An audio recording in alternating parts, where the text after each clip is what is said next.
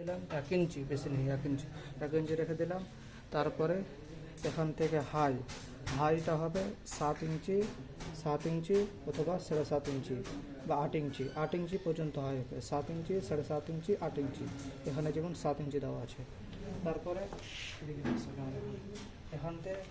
এখানেও 1 ইঞ্চি এরকম উঠিয়ে দিতে হবে, 1 ইঞ্চির মতো এখানেও উঠিয়ে দিতে। এই কাপড়টা নিচে থাকবে, মুহুরির কাছেও, এটা মুহুরির কাছেও সেলাই পর্যন্ত 1 ইঞ্চি উঠিয়ে দিতে হবে। 1 ইঞ্চি বেশি রাখতে হবে, এটা ওপরে কাপড়টা 1 ইঞ্চি বেশি রাখতে হবে। এটা হয়ে যাওয়ার পরে তারপরে এখানে 1 ইঞ্চি বেশি রাখলাম। মুহুরির ওপরে এখানে 4টা কাপড় আছে, এটা মুহুরি, আর এখানে এটা 1.5 ইঞ্চি সেলাই, এটা